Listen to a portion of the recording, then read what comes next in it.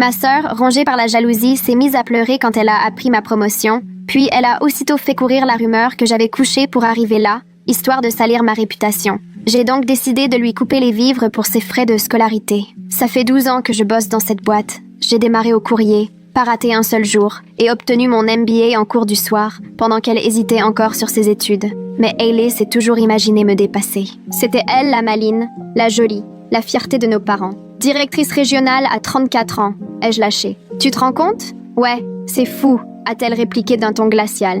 Écoute, il faut que je te laisse. J'aurais dû me douter de quelque chose à ce moment-là. Le dimanche, mon téléphone n'a pas arrêté de sonner. Ma cousine Deb m'a envoyé un message pour savoir si c'était vrai. Mon oncle Robert m'a appelé pour me cracher à la figure. Ma propre mère m'a laissé un message disant qu'elle avait trop honte pour m'adresser la parole. C'est ma tante Linda qui m'a expliqué. Elle a raconté à tout le monde à l'anniversaire de mamie que tu couchais avec ton patron, qu'elle avait vu des textos douteux, que tout le bureau était au courant mais qu'il n'y avait pas de preuves. Mon patron, qui a 63 ans et est marié depuis 35 ans, j'ai rencontré sa femme des dizaines de fois, mais Hailey savait très bien ce qu'elle faisait. Dans notre famille, on préfère le scandale à la vérité. Sans perdre de temps, je suis allée chez mes parents, où la troupe était encore réunie, reste de gâteau sur la table. J'entre, et d'un coup, silence général. Voilà la carrière woman, a lancé Tony, mon cousin, histoire de bien montrer que pour lui c'était une insulte. Hailey était assise sur le canapé, un mouchoir à la main, jouant la comédie comme elle savait si bien le faire déjà petite. « Comment as-tu pu nous faire ça ?» a lancé ma mère. « On t'a élevé autrement. » « Autrement que quoi? Que de bosser dur et de réussir? » Allez a vu les textos, a ajouté mon père. « Quel texto ?» J'ai fixé Allez droit dans les yeux. « Allez, montre-leur, ces fameux textos. » Elle serrait son téléphone comme une enfant prise en faute. Je les ai effacés. C'était immonde. Je pouvais pas les garder. Bien sûr, utiliser ton corps pour réussir, c'est lamentable, a soupiré ma tante Nancy. Tu imagines ce qu'en penserait ta grand-mère? Ma grand-mère, qui a trimé comme secrétaire toute sa vie, en a vu d'autres. Mais c'est n'importe quoi, ai-je protesté. J'ai été promue parce que j'ai décroché 8 millions de nouveaux contrats le trimestre dernier, que j'ai réorganisé toute la division Midwest. Alice s'est esclaffée d'un rire sec. Évidemment, la division Midwest, c'est comme ça que tu appelles ça? Tu crèves de jalousie, ai-je lâché. Jalouse? Jalouse de quoi? D'être la traînée du bureau?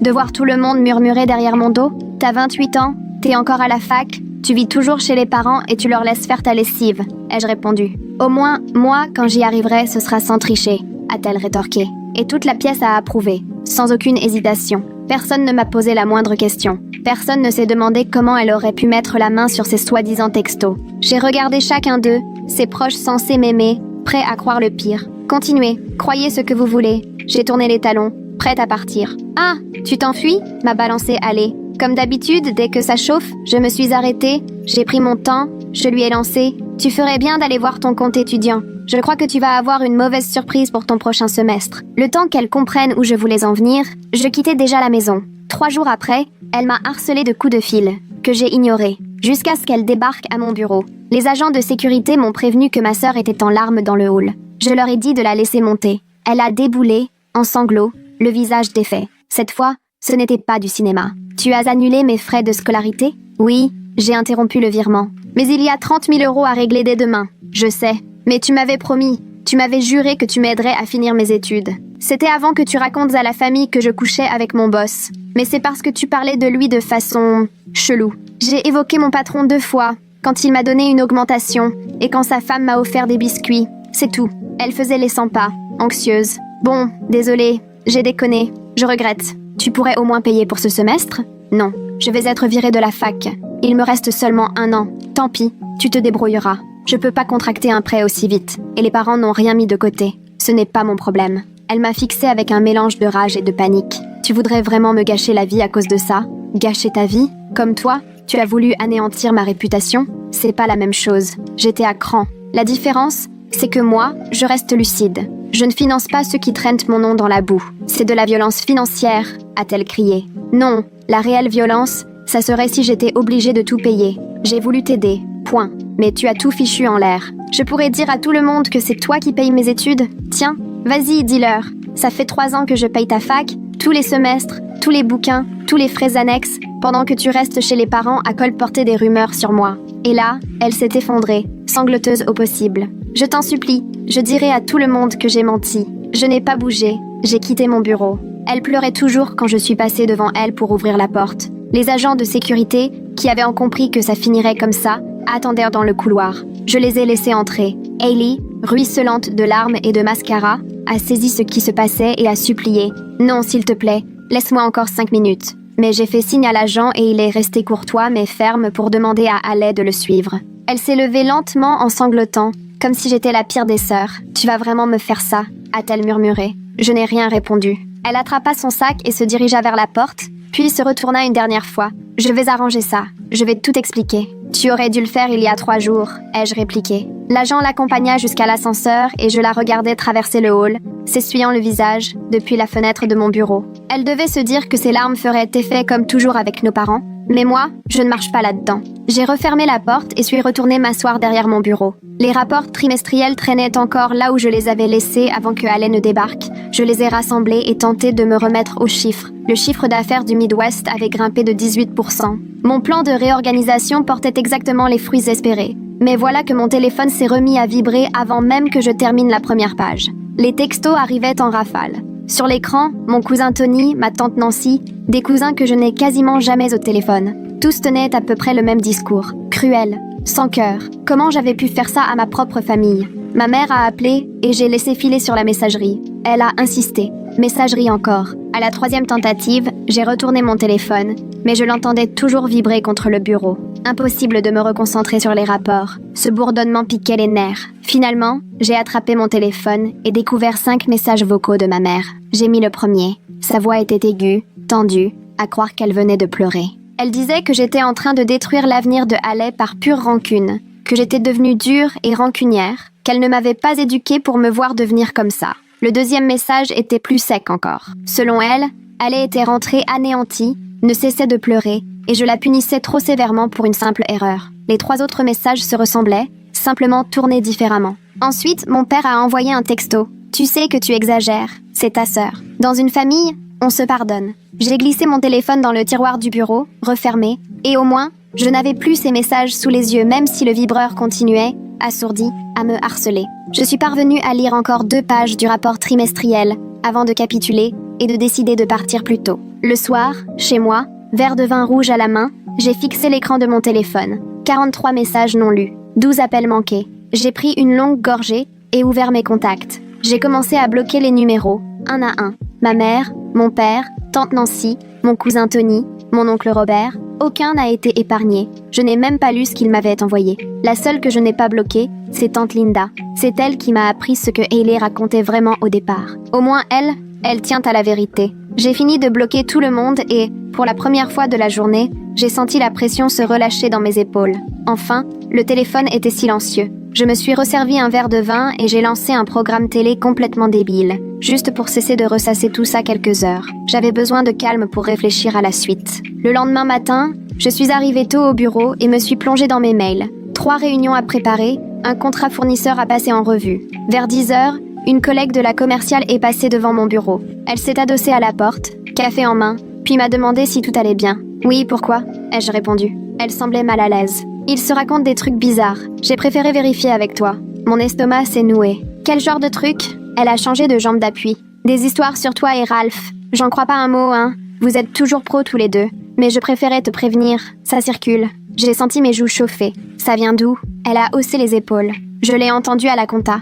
Eux-mêmes le tenaient de quelqu'un d'autre. Tu sais comment ça va ici, les ragots. Après son départ, je suis restée plantée devant mon écran, incapable de penser à quoi que ce soit. Les mensonges de Haley venaient d'atteindre le boulot. Les gens qui bossent avec moi et qui connaissent ma rigueur, mon intégrité. J'ai décroché mon téléphone et appelé les RH. Bonnie a répondu dès la 2e sonnerie. Je lui ai demandé si elle pouvait me recevoir rapidement. « Viens tout de suite », m'a-t-elle dit. Son bureau était au 3e, côté ressources humaines. Elle a refermé la porte derrière moi et m'a invitée à m'asseoir. J'ai pris place, tentant de remettre mes idées en ordre, pendant qu'elle sortait un bloc pour prendre des notes. « Qu'est-ce qui t'arrive ?»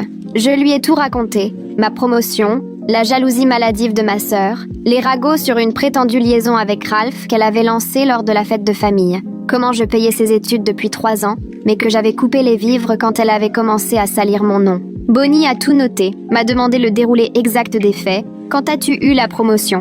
À quel moment Haley a-t-elle commencé à raconter ses histoires? Quand es-tu arrêté de payer ses études? J'ai répondu le plus précisément possible. Elle a voulu savoir si quelqu'un avait entendu Haley dire ces choses. Je lui ai parlé de la fête de famille et donné le contact de tante Linda. Bonnie notait tout, concentrée. Quand j'eus fini, elle posa son stylo, me fixa bien droit dans les yeux. « Tu sais qu'on prend ce genre d'accusation très au sérieux », m'a-t-elle rappelé. « Que ce soit pour ta réputation ou pour celle de l'entreprise. Je vais devoir enquêter à fond. » Elle m'a demandé les coordonnées de Ralph pour vérifier ses dires. Je lui ai donné son numéro direct ainsi que celui de sa femme, Alia. Puis j'ai repensé aux biscuits. Alia m'a envoyé des cookies maison le mois dernier, ai-je ajouté. J'ai encore la carte qu'elle avait jointe au colis. Et j'ai aussi le mail de Ralph qui me remerciait pour la carte de vœux que je lui avais envoyée. Bonnie acquiesçait. Envoie-moi tout ça. Mail, texto, tout ce qui prouve la nature strictement professionnelle de ta relation avec Ralph. Aussitôt, j'ai fouillé mon téléphone et transféré les mails. La carte d'Alia était dans mon tiroir à l'étage. J'ai dit à Bonnie que je la scannerais et lui enverrais dans l'heure. Mon téléphone a sonné pendant la pause déjeuner.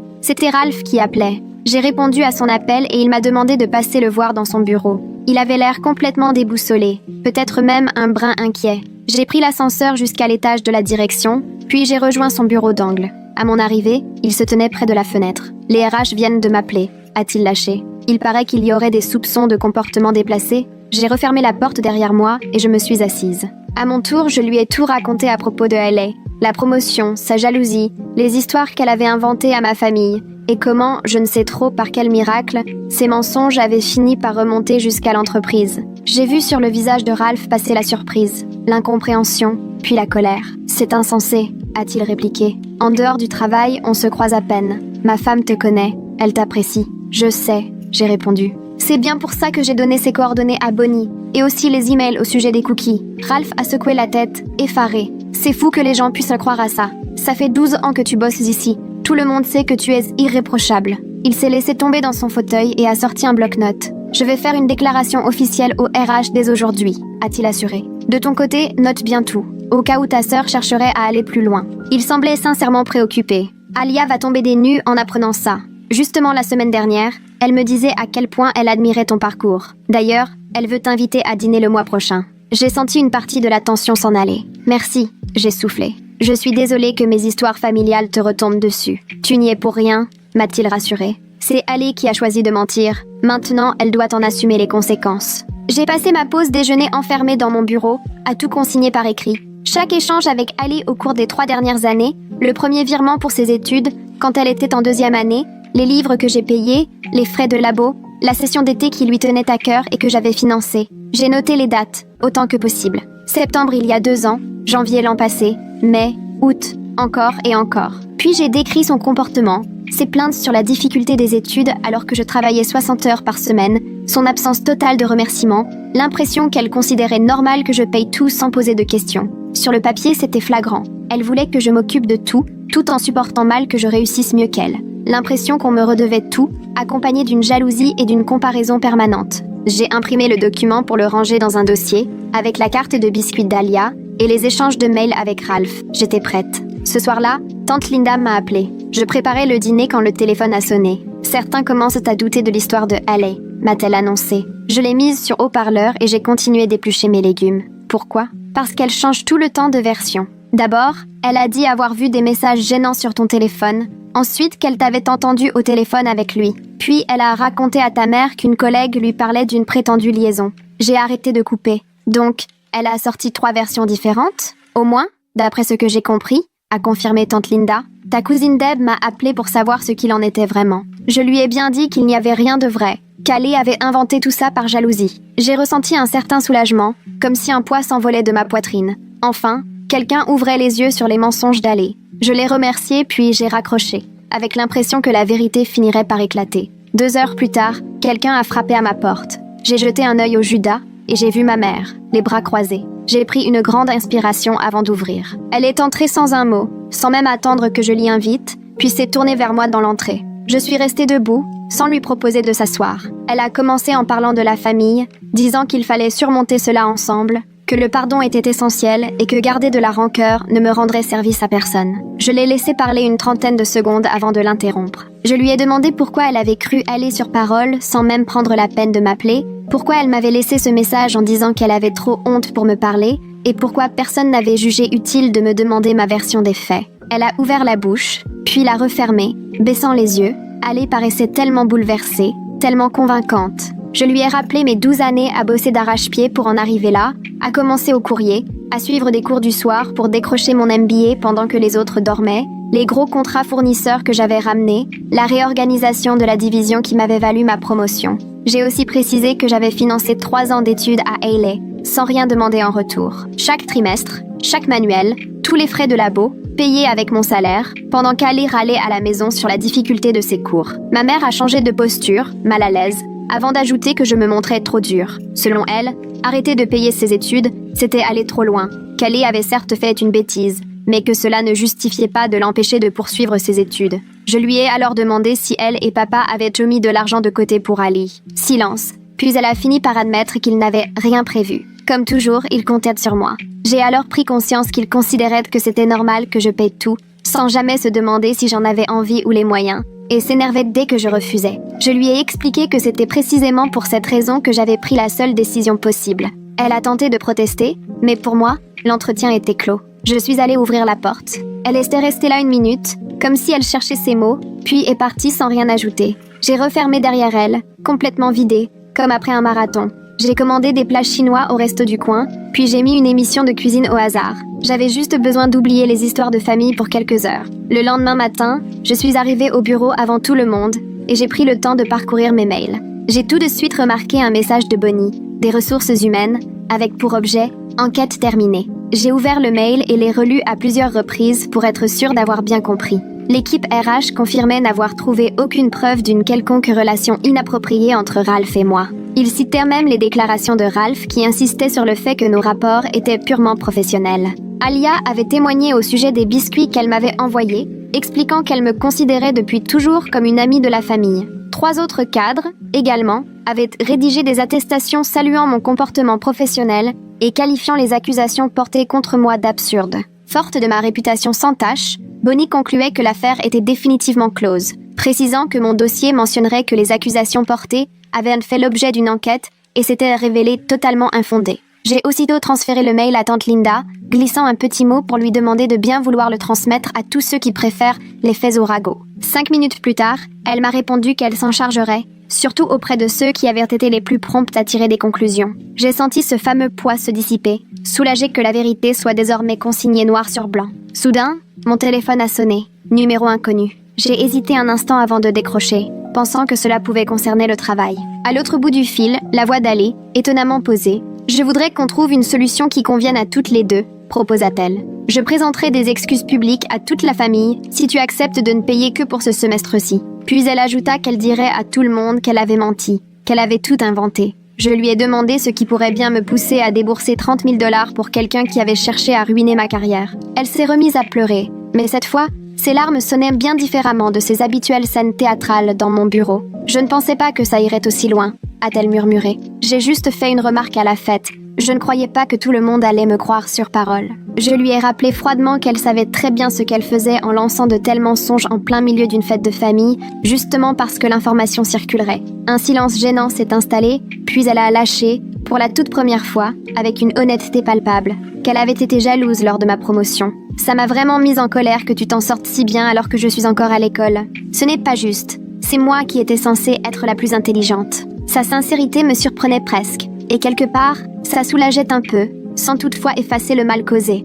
Je lui ai dit que j'appréciais qu'elle ait enfin le courage de dire la vérité, mais ça ne changeait rien à la gravité de ses actes. À présent, il fallait qu'elle en assume les conséquences. Elle m'a demandé ce qu'elle allait faire pour payer l'école. Je lui ai répondu qu'elle n'avait qu'à faire comme tant d'autres, contracter un prêt étudiant. Elle a commencé à accumuler les excuses, à expliquer pourquoi c'était impossible dans son cas. Très vite, j'ai cessé de l'écouter, prétextant que je devais retourner travailler, puis j'ai raccroché, étrangement apaisée. La vérité figurait désormais dans le rapport officiel des RH. Hailey avait fini par reconnaître sa jalousie et ses mensonges. Ma mère prenait enfin conscience que ses attentes financières n'étaient pas mon problème. Et pour la première fois, les choses semblaient rentrer dans l'ordre. À peine 30 secondes après avoir mis fin à la conversation, mon téléphone a de nouveau sonné, affichant cette fois le nom de mon père, et je savais déjà ce qui m'attendait. J'ai décroché et il a commencé à parler sans même me laisser dire bonjour, la voix tendue, m'expliquant qu'Ellie était rentrée bouleversée et qu'il fallait absolument régler ça en famille. J'ai rétorqué que la solution existait depuis longtemps.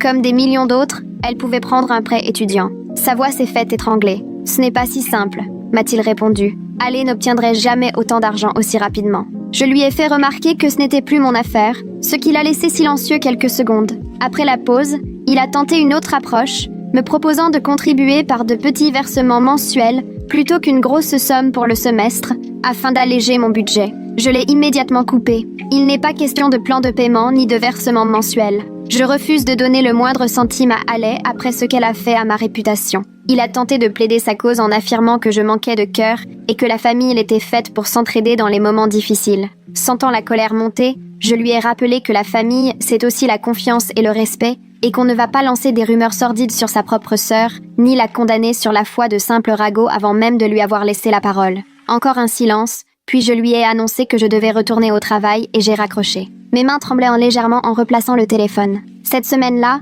le travail a été mon refuge. Je me suis plongée corps et âme dans un gros projet de renégociation des contrats fournisseurs qui traînait depuis un moment. Ce genre de dossier, rempli de chiffres, de clauses précises, de négociations aux règles claires et aux résultats logiques, ça avait toujours eu le don de m'apaiser. Mon équipe a vite remarqué que j'étais plus concentrée que d'ordinaire. L'une de mes chefs de projet s'est même inquiétée en me voyant enchaîner 3 journées sans pause déjeuner, demandant si tout allait bien. J'ai éludé la question pour rester dans ma bulle. Me pencher sur des problèmes concrets valait bien mieux que de ressasser les histoires de famille, d'imaginer aller sanglotant chez mes parents ou la famille élargie prenant parti. J'ai fini par faire des heures supplémentaires presque tous les soirs. Une fois le bureau déserté, il ne restait plus que moi, mes tableurs et les offres des fournisseurs. Au moins, le travail a su me donner la satisfaction que la famille n'a jamais pu m'offrir. Des problèmes nets, des solutions à portée de main, des résultats concrets à la clé. Jeudi après-midi, mon téléphone a vibré. Un message de Deb qui voulait s'excuser d'avoir cru les rumeurs sans être venue m'en parler d'abord. Elle m'a expliqué qu'elle avait vu le fameux rapport RH que Linda avait fait circuler à tout le monde et qu'elle se sentait vraiment mal d'avoir jugé trop vite. Son message était long, précis. Elle détaillait qu'elle aurait dû se douter qu'il ne fallait pas écouter les commérages et qu'elle aurait mieux fait de m'appeler directement. J'ai relu son texte à 2 reprises, sentant une partie de la pression s'évaporer. Je lui ai répondu que j'appréciais la sincérité de sa démarche et que je lui pardonnais. Tout de suite, elle m'a demandé si on pouvait se retrouver autour d'un café un de ces jours. J'ai répondu qu'on verrait, peut-être dans quelques semaines. Son excuse sonnait juste. Ce n'était ni forcé, ni creux, simplement l'aveu honnête d'une erreur. Dans les jours qui ont suivi, d'autres membres de la famille m'ont contacté à leur tour, avec des excuses plus ou moins maladroites. Ma cousine Maria m'a fait livrer des fleurs au bureau, accompagnée d'un mot où elle disait regretter d'avoir douté de moi. Tante Linda, elle, m'a transféré des captures d'écran du fameux rapport RH qu'elle avait posté sur le groupe familial, en précisant que tout le monde devait connaître la véritable histoire. Mon oncle Robert m'a envoyé un SMS le samedi matin, juste une phrase. « J'ai eu tort de t'avoir traité de dégoûtant ». J'ai relu ces 8 mots à plusieurs reprises, espérant y déceler un vrai regret. Son excuse semblait plus avoir été dictée par quelqu'un qu'inspirée par un quelconque remords. J'ai poliment répondu merci, sans plus. Après tout, certains liens n'ont pas besoin d'être raccommodés tout de suite. Ou peut-être jamais. Le dimanche soir, alors que je faisais défiler mes mails machinalement, Linda m'a écrit pour savoir si j'avais vu les publications d'Hailey sur les réseaux sociaux. Je lui ai répondu que j'évitais complètement les réseaux pour ne pas me retrouver au cœur de la polémique. Elle m'a donc envoyé des captures d'écran. Hailey y avait posté un long message confus sur la trahison, la loyauté familiale, l'argent qui compterait plus que les relations pour certains, et sur le fait que c'est quand tout s'écroule qu'on découvre qui est sa vraie famille. Les commentaires affluaient, surtout ceux de membres de la famille éloignée que je connaissais à peine, et qui lui demandaient pourquoi elle postait des messages aussi nébuleux au lieu d'assumer ses actes. D'autres allaient droit au but. Tony écrivait « Pourquoi tu joues la victime alors que tu as répandu des mensonges ?» Nancy ajoutait que si elle n'avait pas inventé d'histoire sur sa sœur, elle n'en serait pas là. J'ai jeté un coup d'œil aux captures pendant 30 secondes, et puis j'ai supprimé la conversation. Qu'Hailey choisisse de se faire passer pour la victime sur Internet, grand bien lui fasse. Qu'elle joue la comédie autant qu'elle veut, je n'en serai pas. Le mardi matin, un numéro inconnu m'a appelé. Une femme s'est présentée comme Madame Fleming, du service des bourses de l'université d'Hailey. Elle me disait appeler à propos du paiement annulé des frais de scolarité, puisque j'étais le garant du dossier d'Hailey.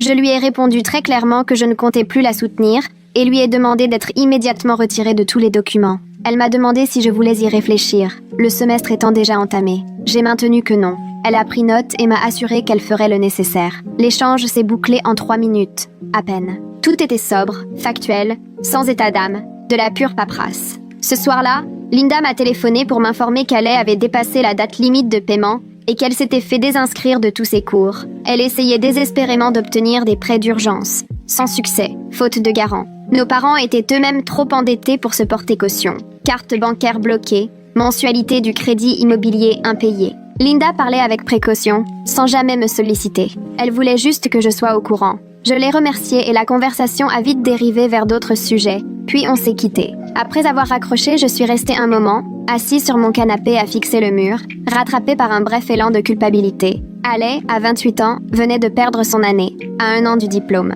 Mais je me suis souvenue d'où tout était parti. Elle avait tout provoqué en inventant cette histoire avec mon patron, en racontant à la famille entière que ma réussite tenait à une promotion canapé. Les conséquences qui tombaient maintenant n'avaient rien de cruel, elles étaient nécessaires pour avancer, pour mettre un terme à ce cycle. Elle devait comprendre qu'on ne salit pas impunément la réputation de quelqu'un et que chacun doit assumer ses choix. Plus tard, mon téléphone a sonné vers minuit. C'était ma mère. Je l'ai laissée appeler 3 fois avant de décrocher. Sa voix, entrecoupée, pleine de larmes, me suppliait de revenir sur la question des frais d'aller parce qu'elle était dévastée à l'idée de rater sa dernière année. Elle m'a expliqué qu'Ellie était en larmes depuis des heures, incapable de dormir, prostrée dans sa chambre à fixer le mur. J'ai écouté sans l'interrompre tandis qu'elle déroulait son plaidoyer sur les secondes chances et l'importance de pardonner en famille. Lorsqu'elle a fini, je lui ai répondu calmement qu'elle devait comprendre qu'à force de blesser les autres, il faut finir par rendre des comptes. Peut-être que cela lui apprendrait à ne plus salir la réputation des autres par jalousie ou méchanceté. Ma mère s'est effondrée, m'a traité de cruelle,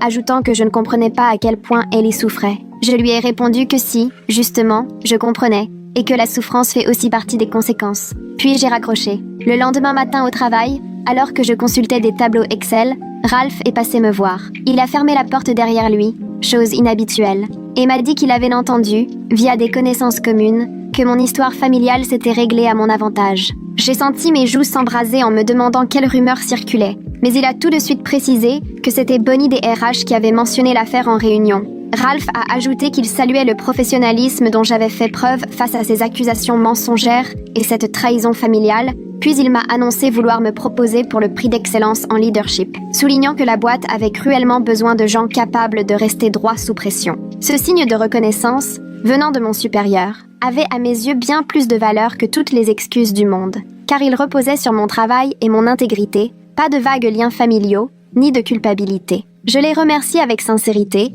en lui disant que son soutien comptait plus pour moi qu'il ne pouvait l'imaginer. Il a acquiescé d'un signe de tête avant de s'éloigner, me laissant replonger dans mes analyses fournisseurs, avec un regain de confiance professionnelle qui m'avait cruellement manqué ces dernières semaines. Retrouver le fil de mes dossiers me faisait un bien fou, je pouvais enfin me consacrer à des sujets concrets, à des problèmes que je savais résoudre avec un minimum de logique et de méthode, loin des tourments familiaux incompréhensibles. 2 semaines paisibles se sont ainsi écoulées, durant lesquelles je me suis investie à fond dans mon travail, repoussant bien loin dans mon esprit toute pensée concernant Hayley ou mes parents. Jusqu'à ce mardi après-midi, où le téléphone du bureau a sonné. La sécurité, en bas, m'a annoncé que ma sœur m'attendait dans le hall, qu'elle voulait monter. J'ai aussitôt demandé qu'on l'empêche d'entrer, précisant que je ne voulais pas la voir. Le vigile m'a rassuré en affirmant qu'il allait gérer la situation, mais 5 minutes plus tard, il me rappelait, visiblement nerveux. Il a tenté de m'expliquer que Hayley refusait de déguerpir et s'était mise à faire un scandale, hurlant et pleurant devant tout le monde. Je lui ai simplement conseillé d'avertir la police si elle persistait à ne pas sortir calmement. D'après le compte-rendu, elle braillait que j'avais détruit sa vie et comptait bien révéler à tous qui j'étais vraiment. Elle avait même essayé de forcer le passage en direction des ascenseurs avant que le vigile ne lui bloque la route et qu'elle se mette à lancer tout ce qu'elle trouvait, des magazines, des brochures, qui volaient en tous sens dans la salle d'attente. Il a fallu l'intervention des policiers, qui l'ont finalement raccompagnée dehors, alors qu'elle continuait à jeter des menaces à la cantonade. J'ai classé les rapports dans mon dossier, au cas où la situation dégénérerait à nouveau et qu'il me faille prouver ce qu'elle avait fait. Plus tard dans la journée, mon père m'a laissé un message furibond où il m'accusait d'avoir fait arrêter Hayley, ce qui était totalement faux. Elle a simplement été priée de sortir pour intrusion et trouble à l'ordre public, une fois que j'ai demandé à ce qu'on l'empêche d'accéder à mon étage. J'ai pris le temps d'écouter tout le message, mais il était hors de question de le rappeler. Ça ne servirait à rien de discuter avec quelqu'un qui refuse d'entendre la réalité. De toute façon, dans sa tête, j'étais d'office responsable du chaos familial. Ce soir-là, ma tante Linda m'a écrit que, désormais, la famille était coupée en 2. Certains estimaient que j'avais raison d'imposer des limites, d'autres me trouvaient trop dure et trouvaient que je devrais continuer à aider Hayley malgré tout. Je lui ai répondu que cette division ne me dérangeait pas. Au contraire, Elle permettait de voir qui donnait vraiment à la vérité et aux responsabilités, et qui préférait la tranquillité à tout prix. Linda m'a envoyé un pouce en l'air, ajoutant qu'elle respectait ma décision. Le vendredi de cette semaine-là, c'était la réunion mensuelle de la boîte. Ralph s'est posté à l'entrée de la salle et a pris la parole pour annoncer les nominations au prix d'excellence en leadership. Quand mon nom a été cité, mon équipe a applaudi sans retenue. Plusieurs collègues sont venus me féliciter plus tard, et 3 d'entre eux m'ont même confié qu'ils avaient entendu des rumeurs me concernant les semaines précédentes, mais qu'ils n'y avaient pas cru une seconde, convaincus de mon sérieux et de ma droiture. Un comptable m'a même dit en riant que l'histoire selon laquelle j'aurais eu une liaison avec Ralph lui avait paru tellement absurde que n'importe qui, ayant bossé 5 minutes avec moi, savait que j'avais tout gagné à la sueur de mon front. Sur le trajet du retour vers mon bureau, j'ai enfin compris ce qui m'avait protégée. C'est parce que ma réputation s'appuyait sur 12 années d'intégrité et de travail irréprochable que les mensonges de Haley n'avaient pas pris. Ceux qui comptaient vraiment et me côtoyaient au quotidien n'avaient jamais douté de moi. Ce week-end-là, j'ai reçu un long mail de Haley. Elle expliquait, sur plusieurs paragraphes, qu'elle avait dû faire une pause dans ses études pour bosser dans un magasin et mettre de l'argent de côté en vue de sa réinscription. Elle racontait sa honte, combien elle trouvait humiliant de faire la caisse alors qu'elle aurait déjà dû être diplômée. Tout dans ce message n'était là que pour me faire culpabiliser afin que je recommence à l'aider financièrement. Je l'ai lu une fois avant de le supprimer, sans donner suite, sachant que la moindre réponse ne ferait qu'alimenter sa manipulation. À elle maintenant de faire face aux conséquences plutôt que d'être systématiquement sauvée de l'inconfort. Quelques semaines plus tard, le matin de Thanksgiving, ma mère a appelé. Sa voix était calme et posée. Elle m'a demandé si je viendrais dîner, affirmant que la famille avait besoin de tourner la page, que tout le monde regrettait mon absence.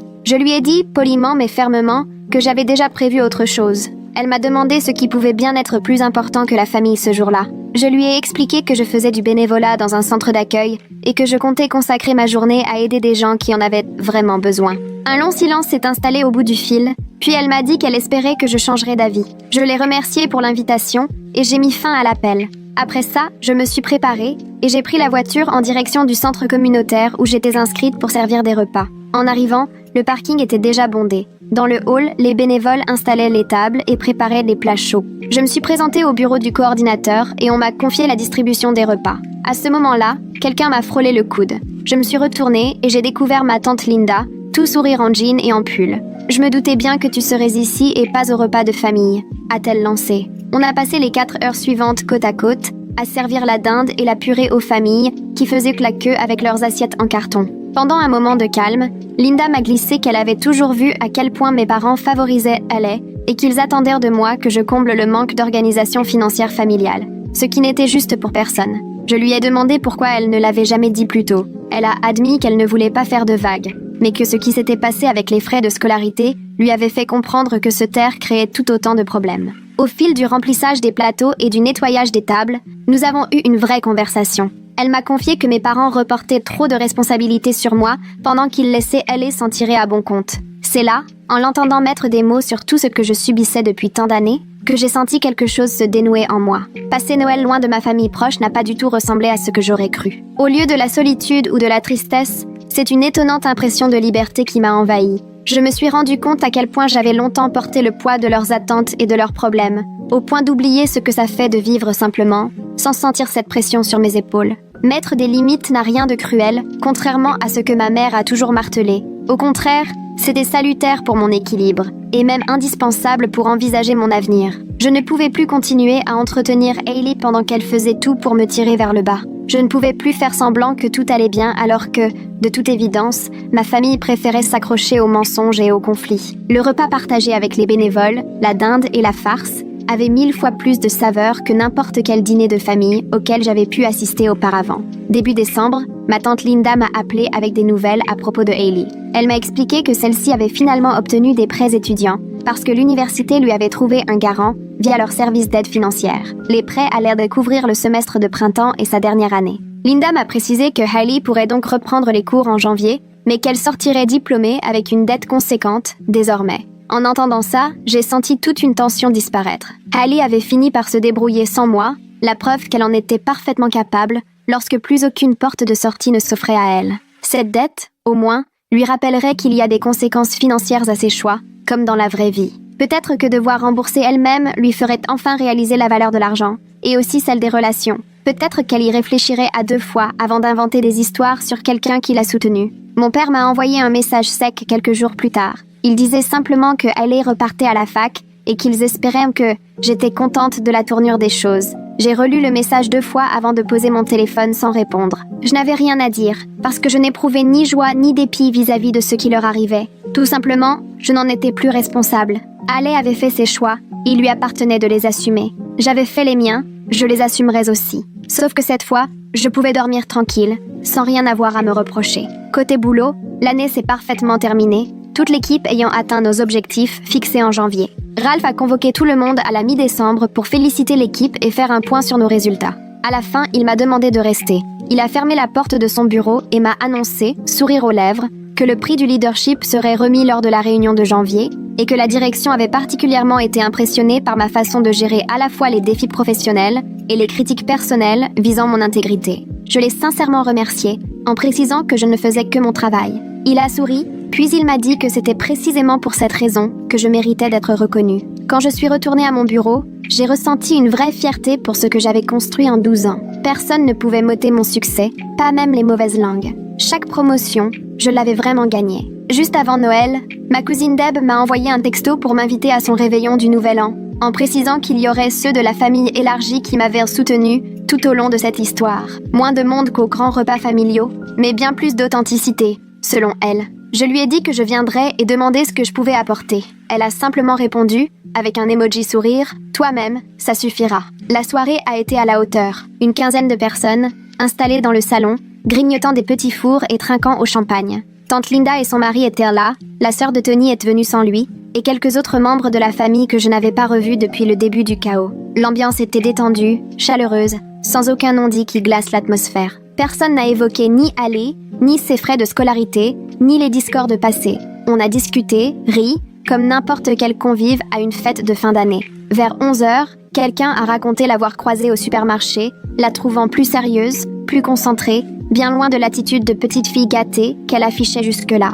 Un autre cousin a confirmé, pensant que le fait de se confronter à la réalité commençait à la faire évoluer. Vers minuit, tante Nancy m'a rejointe, visiblement gênée. Après s'être éclairci la gorge, elle m'a confié qu'elle tenait à s'excuser pour ses paroles prononcées chez mes parents. Elle a reconnu m'avoir jugée sans avoir tous les éléments. Elle a ajouté que les événements récents lui avaient ouvert les yeux et qu'elle comprenait pourquoi je n'avais pas voulu cautionner les agissements de Hailey. J'ai accepté ses excuses en soulignant que j'appréciais la démarche, puis elle m'a serré la main avant de repartir, soulagée. Quand le compte à rebours a commencé, j'étais entourée de ses proches qui, eux, avaient choisi de me croire. Je n'ai pas ressenti une explosion de bonheur, mais une vraie paix intérieure s'est installée, quelque chose qui m'avait manqué depuis longtemps. L'ambiance a évolué après minuit. Au fil de l'heure, plusieurs personnes sont venues s'excuser, parfois maladroitement. Ma cousine du côté paternel a reconnu avoir jugé trop vite sans savoir. Un oncle a admis qu'il aurait dû me parler directement au lieu de se fier aux catastrophismes familiaux. Je les ai tous remerciés, en leur disant apprécier leurs gestes, mais je ne leur ai pas fait croire que tout pouvait redevenir comme avant d'un simple mot d'excuse.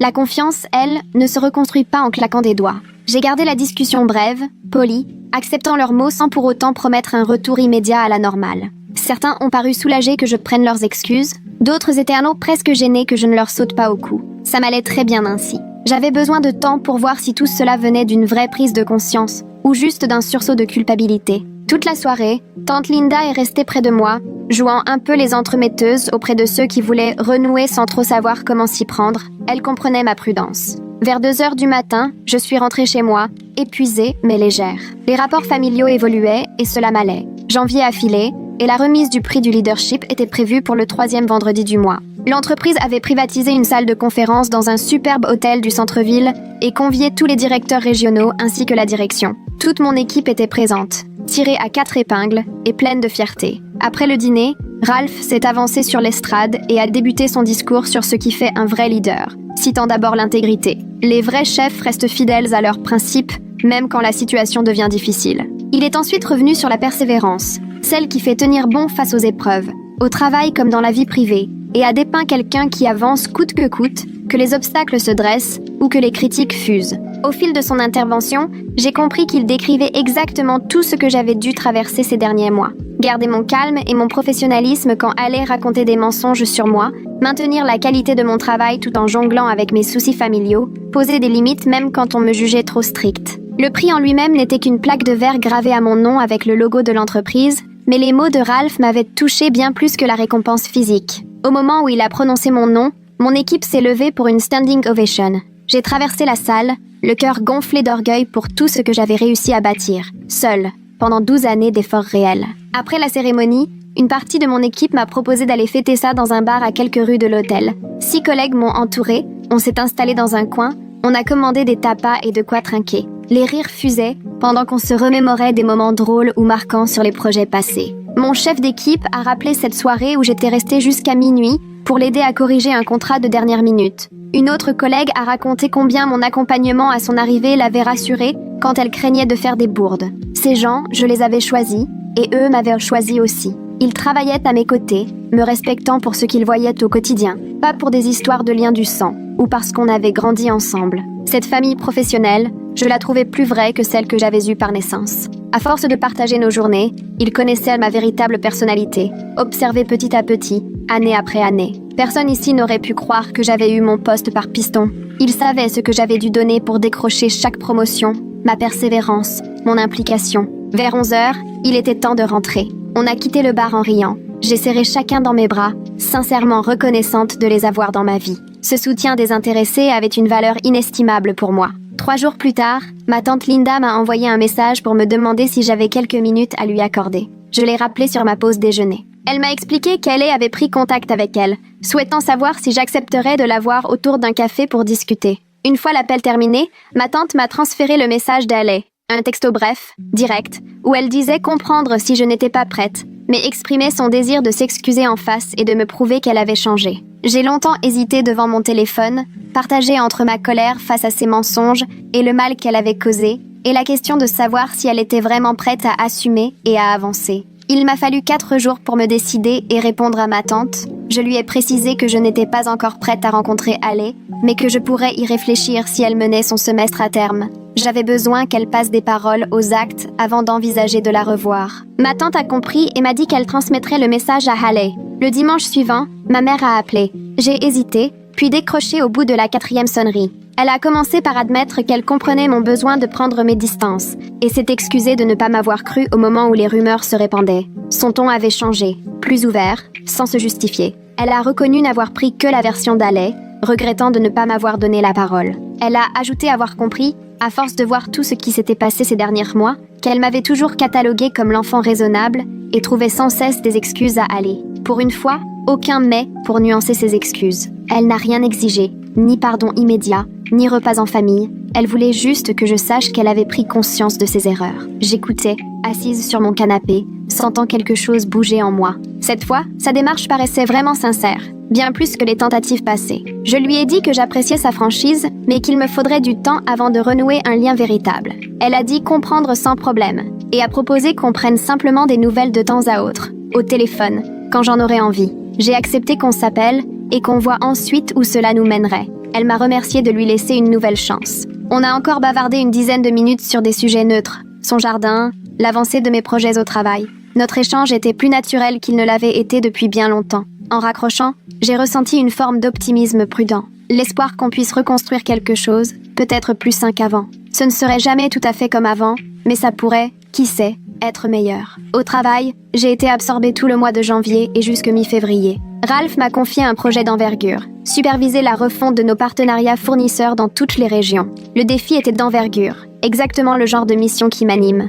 Mon équipe s'est démenée pour analyser des contrats, négocier de meilleures conditions. En un mois, on a permis à l'entreprise d'économiser près de 2 millions d'euros. Un après-midi, vers la fin février, Ralph est venu me trouver pour me glisser, presque à voix basse, que la direction était impressionnée par ma façon de diriger et que mon nom avait déjà été évoqué parmi les successeurs potentiels du vice-président, qui comptait partir à la retraite l'année suivante. Je l'ai remercié, tentant de garder mon sang-froid, mais j'étais sur un petit nuage. Après 12 ans à gravir les échelons, de la distribution du courrier à un possible poste de vice-présidente, mon travail acharné commençait enfin à porter ses fruits. Personne n'aurait pu nier que j'avais franchi chaque étape de cette progression à la force du poignet. Début mars, j'ai reçu un mail d'Haley, avec pour objet simplement « Nouvelles du semestre de printemps ». Je m'attendais à de nouvelles manigances ou à un brin de drama, mais son message était étonnamment sobre, uniquement factuel. Elle m'annonçait avoir réussi tous ses cours et être en bonne voie pour décrocher son diplôme en mai. Elle évoquait aussi son petit boulot dans un café pour payer ses études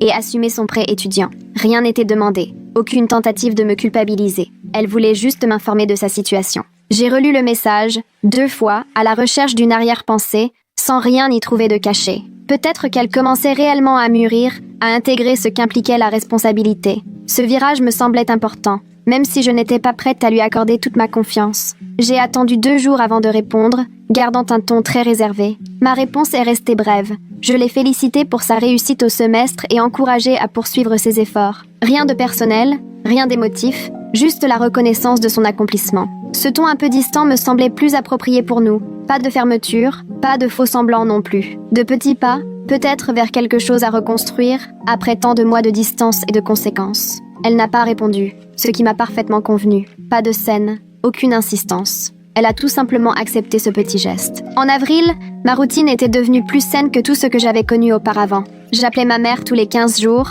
30 minutes sur des sujets anodins, doucement, sans forcer un rapport qui n'était pas encore prêt à renaître. J'ai également partagé un dîner de Pâques chez tante Linda, entouré seulement des membres de la famille qui s'étaient excusés sincèrement. Nous étions une douzaine à peine. Les réunions se faisaient en comité restreint, composé de personnes qui, mois après mois, avaient regagné ma confiance à travers leurs actes. Quant à ceux qui n'avaient jamais eu le courage de présenter des excuses ou qui persistaient à croire les mensonges de Haley, j'ai fixé des limites bien nettes. L'oncle Robert, qui n'a jamais donné signe de vie, n'en a pas reçu de ma part non plus. La femme de mon cousin Tony s'est excusée, mais lui est resté distant, alors j'ai gardé mes distances avec eux. La dynamique familiale s'était complètement transformée. Fini les grands rassemblements chaotiques où tout le monde faisait semblant. Désormais, mes relations étaient plus discrètes, mais plus vraies, et uniquement avec ceux qui me respectaient vraiment. C'était bien plus honnête comme ça, plus authentique. Je ne jouais plus à entretenir des liens factices. Les limites que je posais préservaient ma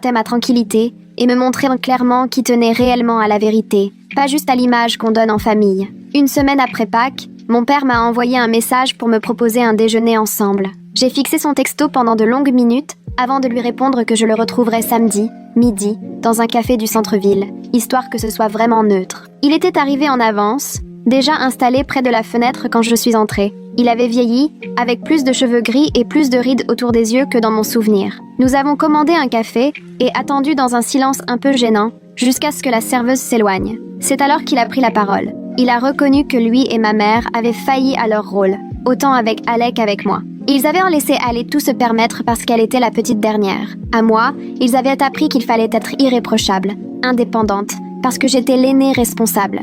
Il a admis avoir considéré ma loyauté comme acquise, attendant toujours plus de moi sans jamais vraiment le reconnaître, tout en félicitant Haley pour le strict minimum. Selon lui, c'est en me voyant couper les ponts avec Haley qu'il a vraiment compris le schéma qu'ils avaient mis en place. Une fille persuadée que tout lui était dû, l'autre qui donnait tout sans rien recevoir en retour. Cette fois, son excuse sonnait juste, sans justification de sa part. Il ne m'a pas demandé de pardonner Haley ni de reprendre mon aide financière. Il a juste pris la mesure de ses erreurs de parent. Je lui ai dit apprécier son honnêteté, mais qu'il faudrait du temps pour rebâtir la confiance. Il a hoché la tête, puis proposé qu'on se voie chaque mois autour d'un déjeuner, juste nous deux, sincèrement, sans la famille autour. J'ai accepté, parce que ces petits pas, je les gérais. Avant de partir, il m'a dit quelque chose qui est resté gravé. Il s'est confié, fier de mon parcours, regrettant de ne pas me l'avoir assez dit, préférant jusque-là attendre que je tienne bon sans jamais reconnaître mes efforts. Cette discussion n'a pas été facile, mais elle était nécessaire. On savait tous les deux que rien ne redeviendrait comme avant,